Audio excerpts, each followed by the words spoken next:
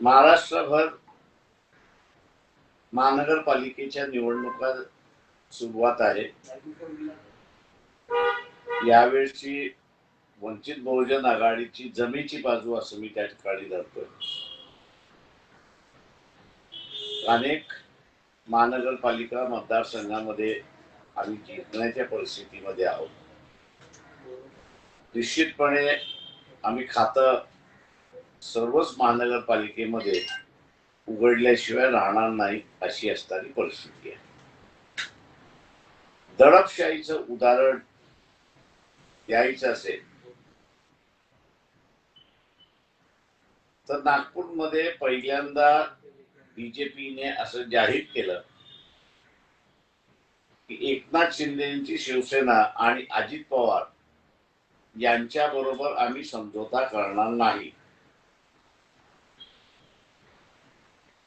एकनाथ शिंदे यांच्या शिवसेनेने वंचित बहुजन आघाडीच्या अध्यक्ष मंगेश वानखेडे आणि प्राध्यापक अनिकेत मून यांच्याशी कॉन्टॅक्ट करून आपण एकत्र लढता येईल का, त्यांच्या वाटाघाटी झाल्या.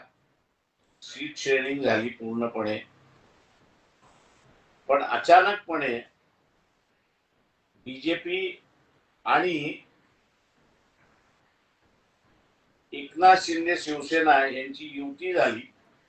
9 जागा दिल्या आणि 9 जागावरती सुद्धा भारतीय जनता पक्षाचेच उमेदवार आहेत अशी परिस्थिती.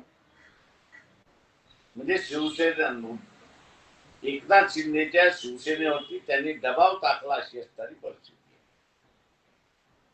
अजित पवारांचा एनसीपी जो आहे पॅरलल त्यांच्या बरोबरही बोलणी सुरुवात होती.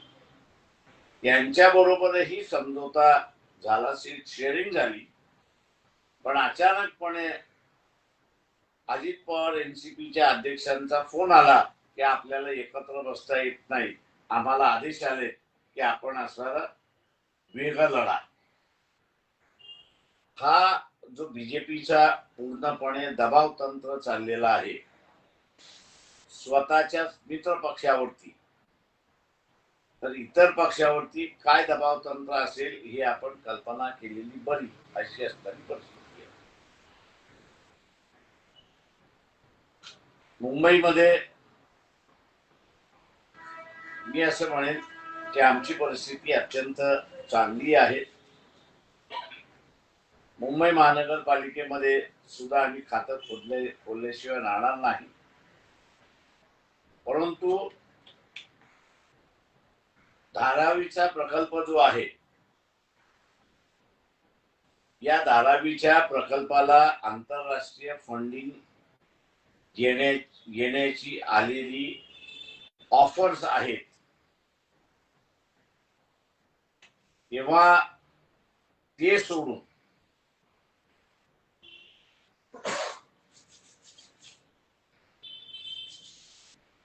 उद्धव ठाकरे यांच्या शिवसेनेने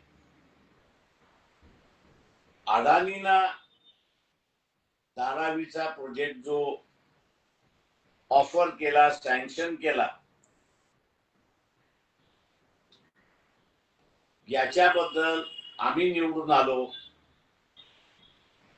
तर महानगरपालिकेमध्ये त्याच्यावरती फेरविचार केला जाणार आहे.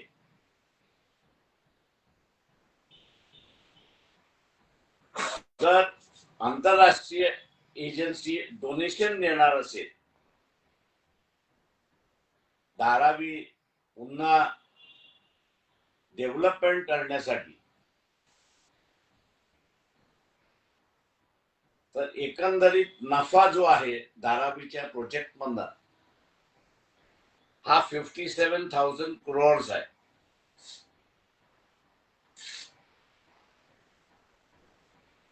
हा नफा महानगरपालिकेने का घेऊ नये आणि म्हणून बिल्डर, नगरसेवक, बिल्डर, आमदार हे जे नेक्सस आहे, हे नेक्सस आम्ही तोडल्याशिवाय राहणार नाही.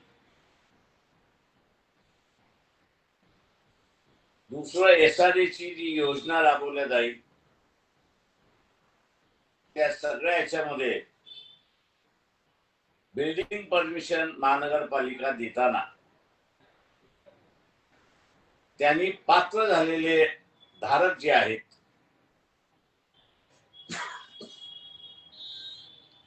यांच्या बरोबर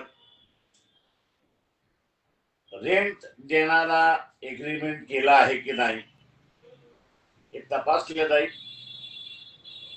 आणि रेंट एग्रीमेंट झाला असेल तरच त्याला बिल्डिंग परमिशन दिला जाणार आहे. मुंबई महानगरपालिकेमध्ये तिसरा महत्वाचा मुद्दा जो आहे तो म्हणजे इलेक्ट्रिसिटी सिटीमध्ये बेस्ट ही सप्लाय करते आणि सबब मध्ये पूर्वी टाटा सप्लाय करायची. टाटा कडून ते असताना रिलायन्स कडे गेला अशी असणारी परिस्थिती आहे आणि रिलायन्स कडून ते आता अदानीला गेले असा भाग आहे. मी असताना तिथे एक मानतोय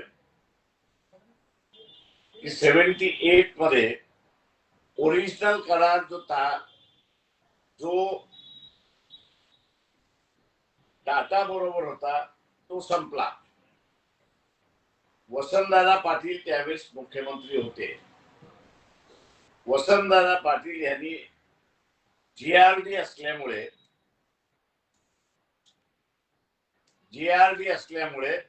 त्याची मुदत पुन्हा एकदा असताना वाढवली.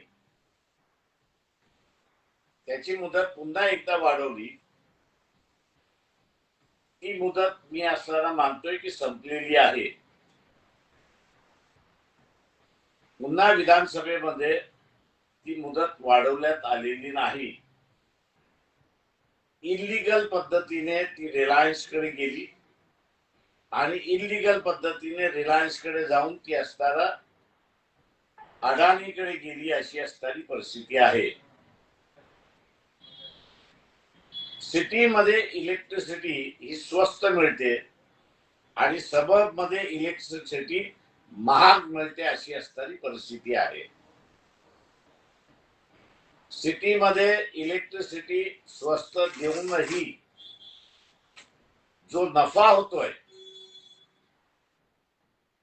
तो नफा बेस्ट ट्रान्सपोर्टला सबसिडाइज करण्यासाठी त्या ठिकाणी वापरला जातोय. मुंबईची जिओग्राफी बदललेली आहे, डेमोग्राफी बदललेली आहे आणि पॉप्युलेशन जी आहे ही सबब मध्ये अधिक वाढलेली आहे. महानगरपालिकेमधली निवडून आलेल्या सदस्यांमार्फत हा प्रश्न उपस्थित केला जाईल आणि अडाणीकडची असणारी सप्लाय साईड जी आहे वीज ते काही सप्लाय करत नाही तर बिलिंग फक्त करून जी घेतात ते पुन्हा बेस्टकडे वर्गीकृत करण्याच्या दृष्टिकोनातून आमचे प्रयत्न राहतील. त्याचा फायदा हा आहे की बेस्टचा नफा वाढला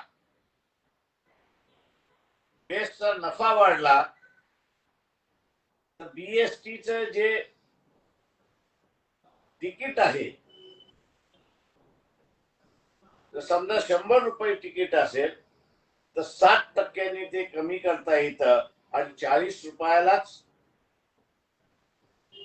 बसमध्ये ट्रॅव्हल करणाऱ्याला त्या ठिकाणी देता येतं. म्हणजे क्रॉस सबसिडी करून बस ट्रान्सपोर्ट हा स्वस्त करता येईल. या प्रश्नावरती अजून असताना राजकीय पक्ष बोलायला तयार नाही. ज्यांनी अडाणी ग्रुप कडून इलेक्शन डोनेशन घेतलेला आहे त्यांची चुटकी आहे. ते अजिबात याच्यावरती बोलायला तयार नाही. चौथा महत्वाचा प्रश्न जो आहे तो इथला असणारा घन कचऱ्याचा प्रश्न महत्वाचा आहे. त्याच्याच बरोबर म्युन्सिपल कामगार जो आहे तोही त्याच्यातला महत्वाचा आहे. महानगरपालिकेमध्ये चतुर्थ श्रेणीमध्ये कॉन्ट्रॅक्ट सिस्टम आणताच येत नाही, कारण का ती सेवा वर्षभर आणि प्रत्येक वर्षी द्यावी लागते. किंवा जे काम पेरिनियल आहे तिथे कॉन्ट्रॅक्ट नाही असा पार्लमेंटचा कायदा म्हणतो.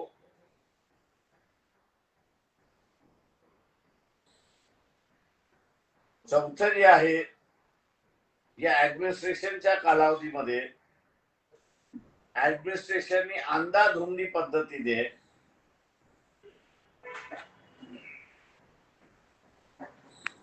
जो फिक्स डिपॉझिट बीएमसीच होतं 2 लाखाच्या आसपास ते असणारं फिक्स डिपॉझिट होतं. आता आपल्याला असणारं ते दिसतंय की 92,000 कोटी पर्यंत आणलेला आहे. त्याची पूर्ण चौकशी केल्याशिवाय राहणार नाही. मुंबई मधला एससी आणि एसटी हा जो आहे वर्ग आणि ओबीसी, याच्यासाठी महानगरपालिकेच्या बजेटमध्ये 5% कायद्याच्या नियमाप्रमाणे त्या ठिकाणी ठेवल्या जातील.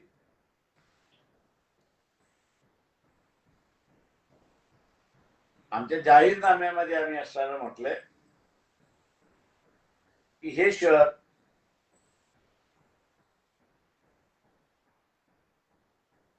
एक साऊथ ईस्ट एशियाचं फायनान्शियल सेंटर होऊ शकतं. आणि हे फायनान्शियल सेक्टर जे आहे त्याचं पोझिशनिंग कुठं करायचं असं जर प्रश्न असेल तर आम्ही सजेशन दिलंय, सेंट्रल साइडला पडेल आणि वेस्टर्न साइडला लोड पडेल. वेस्टर्न साइडला माटुंगा आणि ईस्टर्न साइडला माटुंगा हा जो रेल्वेवरचा जो प्रिमायसेस आहे, खालून रेल्वे जाते अक्सकाय, या सगळ्या ह्याच्यामध्ये नवीन फायनान्शियल सेंटर त्या ठिकाणी उभं राहू शकतं. आणि साऊथ ईस्ट एशियाची डिमांड जी झालेली आहे की सिंगापूरला पॅरलल फायनान्शियल सेंटर पाहिजे, ते मुंबई होऊ शकतं. आणि मुंबई हे खऱ्या अर्थाने आहे असं त्या ठिकाणी मानतोय. शेवटचं आम्ही असताना त्या ठिकाणी हे म्हणालो की महानगर म्हणजे मुंबई ही अनेक जणांना माहित नसेल तर पोर्तुगीजनी ही डावरी म्हणून इंग्लंडच्या हेनरी यांना देण्यात आली होती. आणि मुंबईचे 3 हिस्से आहेत त्याच्यामुळे. एक केंद्राचा हिस्सा आहे, एक राज्याचा हिस्सा आहे आणि एक हा महानगरपालिकेचा हिस्सा आहे. काका ही डावरी इंग्लंडला होती. स्वातंत्र्य मिळाल्यानंतर ही डावरी या तिन्ही ह्याची झाली आणि त्याची तशी वाटणी झालेली आहे. महानगरपालिकेची जी जागा आहे त्याच्यावरती ज्या झोपडपट्ट्या आहेत, या सगळ्या झोपडपट्ट्यांवरती मराठी टक्का हा वाढला पाहिजे. दुर्दैवाने शिवसेनेने SRA आणून हा मराठी टक्का कमी केलेला आहे. तो वाढवण्याच्या दृष्टिकोनातून महानगरपालिकेच्या जागेवरती जे SRA ची स्कीम राबवण्यात जाईल, शिल्लक राहिलेल्या जागेवरती मराठी माणसालाच ते अलॉटमेंट केला जाणार आहे. या ह्याच्यातून आम्ही असताना मानतोय की 1 लाख मराठी कुटुंब हे मुंबईमध्ये बसू शकतो. आणि घसरलेला टक्का हा आपण वाढवू शकतो. आपण आता विचार आरोप केला सुरुवातीला तुम्ही प्रेसमध्ये म्हणाला की उद्धव ठाकरेंनाच धारावीच्या संदर्भामध्ये अदानीला देण्यासाठी प्रोजेक्ट सँक्शन केला. मुळात ठाकरे सातत्याने याच्या विरोधात बोलत आहेत. मग ठाकरे हे दुटप्पी भूमिका डोंगीपणा करतायत त्या सगळ्यांचा. त्यांच्याच मुख्यमंत्रीच्या कालावधीमध्ये अदानीशी करारनामा करण्यात आलेला आहे. त्याच्यामुळे तो ढोंगीपणा आहे, खोटारडेपणा आहे, काय आहे तो आहे. त्यांच्याच कालावधीमध्ये मी आता कुवेतचे जे राजे आहेत त्या कुवेतच्या राजांना त्यांचं धार्मिक विधी ज्यावेळेस असतो त्यावेळेस जकात भरावा लागतो. काही भारतीय जे कुवेतमध्ये राहतात त्यांनी तुम्ही जकात कोणालाही देता त्याच्यापेक्षा धारावी मधलं डेव्हलपमेंटला का देत नाही असं त्यांनी म्हटलं. आणि महानगरपालिका मुख्यमंत्र्यांकडे तो पत्रव्यवहार आहे की त्यांनी 8,000 कोटी धारावीच्या डेव्हलपमेंटला ऑफर केली आणि अजून लागला तर अजून मी द्यायला तयार आहे असं त्यांची ऑफर. कुवेतच्या शेख हा कधीचा कालावधी म्हणजे जेव्हा उद्धव ठाकरे मुख्यमंत्री असताना ती आलेली ऑफर आहे. 8,000 कोटी. 8,000 कोटी पत्रव्यवहार पण आहे. पत्रव्यवहार करून रेकॉर्ड होती. सरळ सरळ फसवेगिरी करतात उद्धव ठाकरे. आता तुम्ही ठरवायचं फसवेगिरी आहे की भोंदूगिरी आहे. साहेब पण एवढ्या दिवसात बाळासाहेब तुम्ही काय हा विषय बोलला नाही खरं मी अगोदरही बोललो. आता असं महानगरपालिकेच्या निवडणुका आल्यात पण पुन्हा तो उजाळा करतो. तुम्ही असं देखील आरोप केला आहे की अनेक पक्षांनी अदानींकडनं फंड घेतलेला आहे त्यामुळे ते अदानी कसं म्हणून म्हणालो की जर तुम्हाला बेस्ट हे स्वस्त करायचं असेल तर सिटीच्या इलेक्ट्रिसिटी मधनं इन्कम कमी झालेला आहे. हे इन्कम कमी झालेलं आहे. तुम्हाला आता वाढवायचं असेल तर करारनामा टाटाशी संपला. वसंतदादांनी वाढून दिलेला पिरियड सुद्धा संपला. आता तुम्हाला असताना ते महानगरपालिकेला दिलं, मुंबई महानगरपालिकेला दिलं तर इलेक्ट्रिसिटी मधनं जो काही नफा येईल तो नफा ट्रान्सपोर्ट साठी क्रॉस सबसिडी म्हणून वापरता येतो. म्हणून मी उदाहरण दिलं की आज 100 रुपयाचं तिकीट जे आहे ते बेस्ट 40 रुपयामध्ये देऊ शकते किंवा त्याच्या कमी सुद्धा देऊ शकते. कोणत्या कोणत्या पक्षांनी अदानीकडनं काही फंड घेतलं काही माहिती मला माहित नाही. अदानीला विचार त्यांनी कोणाकोणाला दिले ते. तुम्ही स्थानिक तिथल्या खासदार आमदारांबद्दल नोकरी केला. स्थानिकचं सगळं जे नेतृत्व आहे वर्षा गायकवाड सध्या तुमच्या सोबत आहे. वर्षा गायकवाडांनाच अदानीसोबत सेटलमेंट केली असं त्याचा अर्थ निघतो त्यातून. मला माहित नाही कोणी सेटलमेंट केलेली आहे. मी असणारं जे काही आहे ते वस्तुस्थिती मांडलेली आहे. नाव पण आहे शेवटी असं आहे की राहुल गांधी जे आहे ते अदानीच्या विरोधात असताना त्यांचं आंदोलन चाललेलं आहे. एकीकडे एक आणि दुसरीकडे दुसरं मला माहित नाही. ते आता राहुल गांधींनीच बघितलं पाहिजे. वर्षा गायकवाडांनी सेटलमेंट केली आहे का या सगळ्या संदर्भात? मी तुम्हाला सांगितलं की राहुल गांधी अदानीच्या विरोधामध्ये आवाज उठवतात, बोलतात, सगळं करतात. तुम्ही जसं आता त्यांच्या पक्षातल्या कोणी नेत्यांनी केलं कोणी नेत्यांनी केलं नाही हे मला माहित नाही. राहुल गांधींनी ते आपल्या नेत्यांना विचारावं. बरं, तुम्ही जसं म्हणालात की मुंबईमध्ये अनेक ठिकाणी तुमची जिंकण्याची परिस्थिती आहे. मुंबई महापालिकेमध्ये तुमचं खातं उघडल्यानंतर तुम्ही अनेक प्रश्न याला तुम्ही मांडणार आहात, तुम्ही उपस्थित करणार आहात. पण जेव्हा महापालिकेमध्ये तुमचे बऱ्यापैकी तुमचं मताधिक्य असेल तेव्हा तुम्ही या सगळ्या गोष्टींचा उलगडा करणार का? सगळ्या आम्ही असणारा हे प्रश्न तिथे सभागृहामध्ये आम्ही मांडल्याशिवाय राहणार नाही. त्याच्यासाठी लढल्याशिवाय राहणार नाही. आम्हाला ज्या ज्या पावलं उचलावी लागतील ती सगळी पावलं आम्ही उचलू. याचं कारण की मुंबईमधल्या राहणाऱ्या लोकांना ट्रान्सपोर्ट हे स्वस्त मिळालं पाहिजे. आज जो घाट चाललाय बेस्ट प्रायव्हेटायझेशन करायचंय, तो आम्ही मोडून काढू. कोण आहे यामध्ये अदृश्य शक्ती, कोण आहे की बेस्ट खासगी? बरेच आहेत त्याच्यामध्ये, एक थोडी आहे. भाजप आहे का त्यामध्ये? राष्ट्रवादी शक्ती आहे, देशातल्या शक्ती आहेत, बऱ्याच शक्ती आहेत. पण देशात तर सगळ्यात मोठी शक्ती तर सध्या भाजप आहे, तर त्याचं देखील इन्व्हॉल्वमेंट आहे का या सगळ्या? आता तुम्ही शोधा ना तो इन्व्हेस्टिगेटिव्ह जर्नलिझम करा ना जरा. तुमचा राष्ट्रीय पातळीवर चांगला संवाद सगळ्याच पक्षीय नेत्यांचे आहे. धारावीच्या बाबतीत एवढी मोठी जर घटना घडत होती तर त्यावेळेस तुम्ही काँग्रेसचे जे वरिष्ठ नेतृत्व आहे त्यांच्याशी काही या सगळ्या विषयासंदर्भात चर्चा केली का? ती स्थानिक असे आम्ही त्यावेळेस केली, कारण त्यावेळेस काँग्रेसवाले असताना शरद पवारांबरोबर होते, शरद पवार अडाणी बरोबर आहेत, त्याच्यामुळे काँग्रेसवाल्यांनी काही स्टँड घेतला नाही.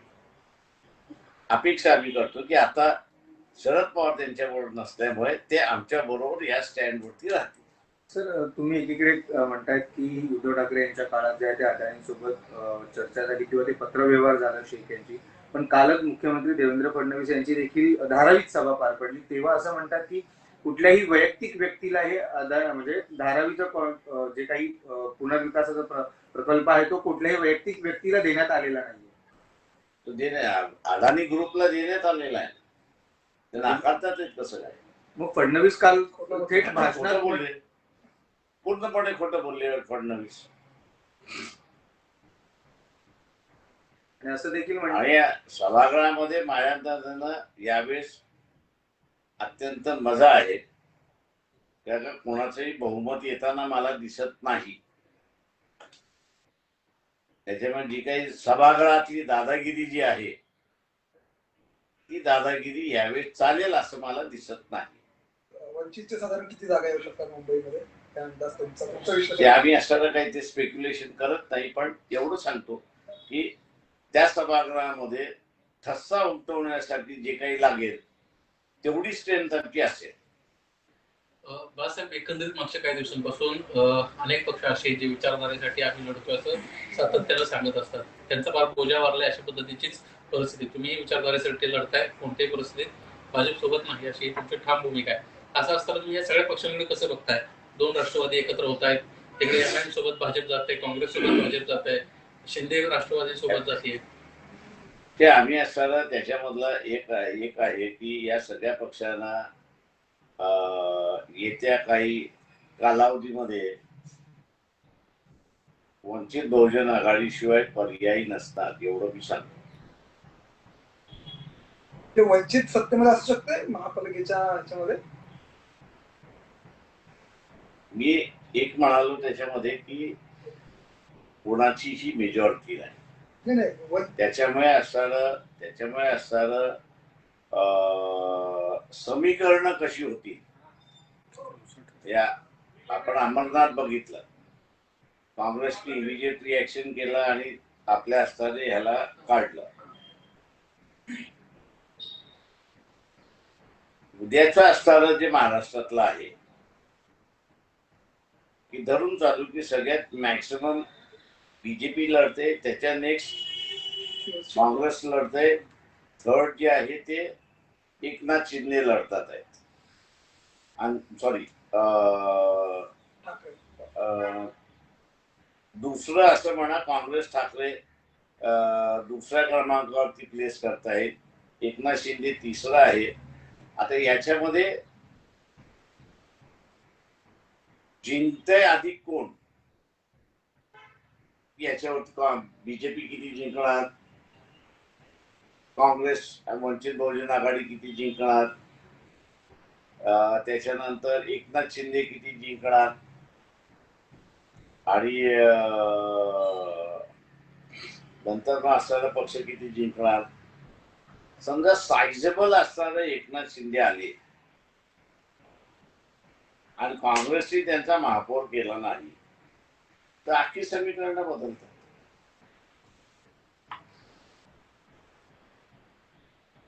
त्याच्यामुळे आज स्पेक्युलेट करणं कठीण आहे की कोण सत्तेमध्ये राहणार, कोण सत्तेमध्ये राहणार नाही. एवढं आमचं हे आहे, बॉटम लाईन आहे की ज्या आघाडीमध्ये बीजेपी आहे तिथे आम्ही नसतात. म्हणजे भाजप सोबत समीकरण तुमचं होऊ शकतं. आमचं असणारं समीकरण होणार नाही. भाजप सोडून कोणी आणि भाजपला आमच्याबरोबर समीकरण करायचं असेल तर त्यांनी RSS ला पहिल्यांदा असताना म्हणजे पहिली कंडिशन राहणार की RSS ला पहिल्यांदा त्यांनी लेबर कॉन्ट्रॅक्ट म्हणून लेबर ऍक्ट खाली, इलेक्शन कमिशनच्या ऍक्ट खाली, त्या ट्रस्ट ऍक्ट खाली किंवा ह्याच्यामध्ये कुठल्या तरी ह्याच्यावर त्यांनी रजिस्टर करावं स्वतः. भाजप सोडून इतर कुठल्याही पक्षासोबत जर का समीकरण वंचितचं जोडलं तर मग आम्ही तर आज दोन भावांची आज सभा होत आहे. होते. कसं बघतो तुम्ही याकडे? त्यांनी मराठीचा मुद्दा उपस्थित केलेला आहे. मुंबईतल्या अर्ध्या मराठीचा मालक मी आहे. त्याच्यामुळे असणारे तिथली हवाच निघून गेली. आणि दुसरा मालक जो आहे तो असणार एकनाथ शिंदे आहे. बाळासाहेब तुमचं ठाकरेंशी चांगलं जुळलं होतं, आपण बघत होतो. ठाकरेंनी स्वतःची अवस्था बोलत नाही, पण आज त्यांची जी अवस्था आहे ना, त्यांनी आमच्या बरोबर जी गद्दारी केली त्याच्यामुळे त्याची ही अवस्था आहे.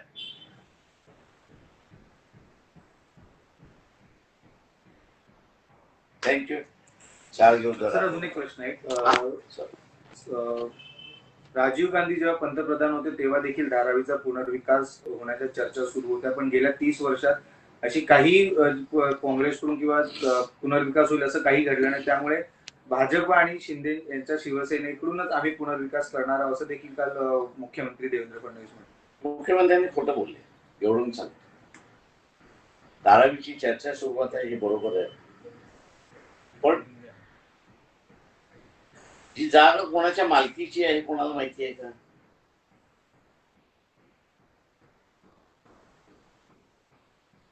धारावी अक्षी ही जीजीबाई नावाच्या असणाऱ्या माणसाची आहे. आणि ब्रिटिशांनी जीजीबाईला ही जागा दिल्यामुळे इन बदल्यामध्ये जीजीबाईने ब्रिटिशांना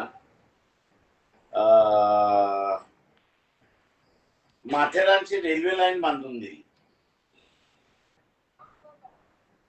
ब्रिटिशांनी ही जागा जीजीबाईला दिली तेव्हा जीजीबाईने इन रिटर्न माथेरानची रेल्वे लाईन आपली ह्याच्यावरनं चालते, सेंट्रल रेल्वेला माथेरानला जाते, ती जीजीबाईने बांधून दिली. त्याच्यामुळे त्याचा जीजीबाईचे जे वारसदार आहेत त्यांच्याशी सरकारचं सेटलमेंट जोपर्यंत होत नाही तोपर्यंत धारावी डेव्हलप होणार नाही. बाळासाहेब, रोहिंग्या मुसलमानांचा विषय सध्या भाजपनं खूप लावून धरला आहे. भाजप असं म्हणते 16 तारखेनंतर एकही बांगलादेश आम्ही मुंबईत ठेवणार नाही. सध्या ते IIT मुंबई सोबत एक यंत्रणा तयार करत आहेत AI टेक्नॉलॉजीची, की जे तपासेल आणि एक जो बांगलादेश मुसलमान आहे तो मुंबईत राहणार नाही. मुळात तुमच्या या सगळ्या विषयासंदर्भात दुर्दैवाने म्हणतोय की यांना देवळातल्या माणसाला फॉरेन पॉलिसी कळतच नाही.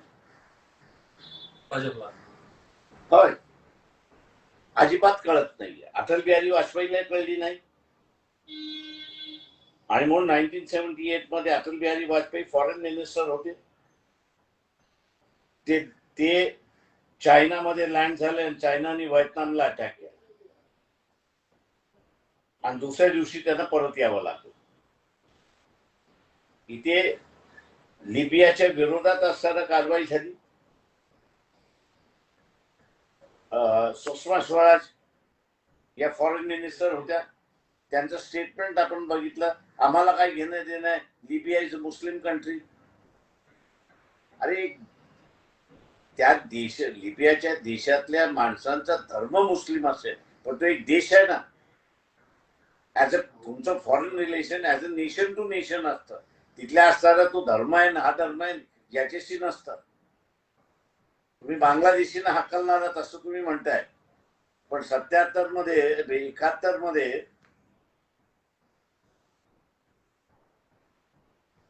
इंदिरा गांधीला आणि जनरल माणिक शॉ ते आर्मी चीफ होते, त्यांना बांगलादेश मोडण्यासाठी आणि मुक्ती वाहिनी इथे निर्माण करण्यासाठी याच बांगलादेशची तुम्हाला मदत केली ना.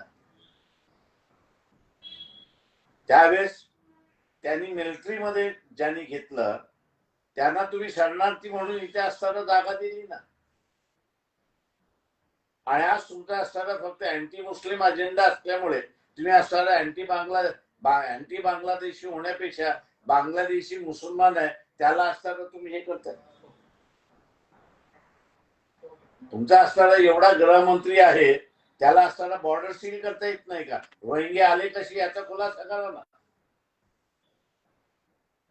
भाजप त्यांच्या स्वार्थासाठीच त्यांना देते असं.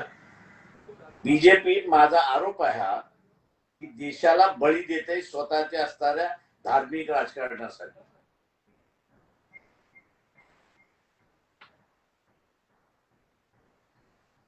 काय भूमिका असली पाहिजे बाळासाहेब फायनली याच्या संदर्भात? नेमकी ज्यांनी तुम्हाला मदत दिली आणि तुम्ही असणारी एक गोष्ट साधली की एका पाकिस्तानचे 2 पाकिस्तान केले. दुर्दैव मी असं म्हणेन की भारतीय जनता पक्षाचं सरकार आहे. उदाहरण खासा ईस्ट पाकिस्तान, जुद्या शब्दात म्हणायचं झालं तर ईस्ट पाकिस्तान आणि वेस्ट पाकिस्तान एक होऊ नये. आपल्या इथे दुर्दैवाने आंतरराष्ट्रीय राजकारणाचं डिस्कशन हे वर्तमानपत्रातही नाही आणि टीव्ही माध्यमांमध्ये सुद्धा नाही.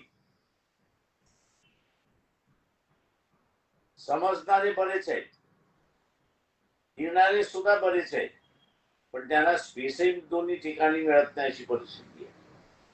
जे काही स्पेस आहे या देवाचं त्या देवाचं, या मुसलमानाचं त्या मुसलमानाचं, त्याच्या पलीकडे स्पेस नाही. Okay, thank you.